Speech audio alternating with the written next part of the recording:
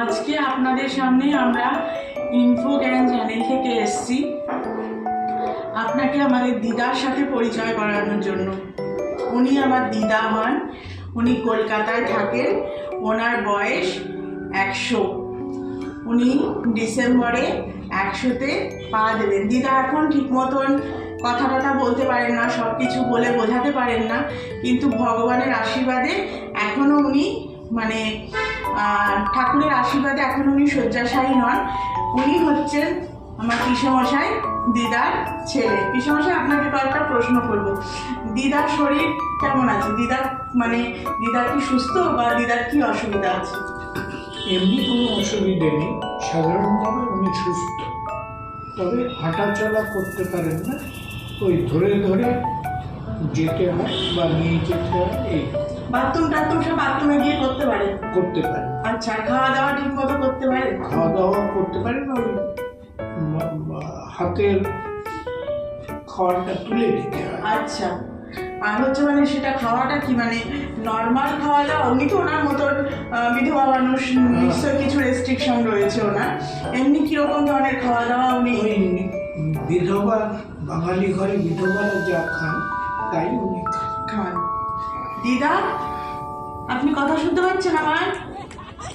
জানি যে দিদা এখন কোনো উত্তর দিতে পারবেন না, কিন্তু কিছুদিন আগে পর্যন্ত উনি বাড়িতে এলে, কয়েক বছর আগের কথা বলছি, উনি চিনতে পারতেন, উনি জিজ্ঞেস করতেন তুই এসেছিস, হয়তো সব কিছু কানেক্ট করতে পারতেন না যে আমি এক্স্যাক্টলি কে, নাম ওনাকে কিছু কিছু রিমাইন্ডার দিত যে আচ্ছা, বাট উনি হয়তো ভুলে যাচ্ছেন যে আমার এক্স্যাক্টলি ওই ফ্যামিলির সাথে কী কানেকশান, বা আমার বাবাকে, সেই জায়গায় কনফিউশন হতো। এখন সেটা উনি পারেন না। কিন্তু দিদা ভীষণ সুইট। উনি যখন বয়সকালে যখন আসতাম আমাদের ছোটোবেলায় এখানে, দিদা ভীষণভাবে একজন কর্ম ক্ষমতা ছিল সাংঘাতিকভাবে, এবং সব দিকে প্রচণ্ড নজর রাখতেন, এবং ভীষণভাবে সবার আতিথেয়তা বলতে, যত্ন বলতে সেইভাবে। এবং ওনার যে পিসেমশাই একজন ভাই, ওনার যে ছেলের বউরা দুজনেই ওয়ার্কিং ছিলেন। দিদার সমস্ত জিনিস সংসারটাকে পুরো আগলে ধরে রেখেছিলেন, পুরো বাঁধনটা ওনার জন্য সংসারে। এখন হয়তো উনি সেই জায়গাটায় নেই, তবে আমরা সবাই প্রার্থনা করি দিদা সুস্থ থাকুন, আরও অনেক দিন থাকুন, 100 বছর কমপ্লিট করুন, আমাদের ওনার বার্থডে সেলিব্রেট করার সুযোগ দিন, এটাই আমরা চাই। দিদা, ওদিকে একটু তাকাবে? দিদা, একটু তাকাবে? একটু ফটোর দিকে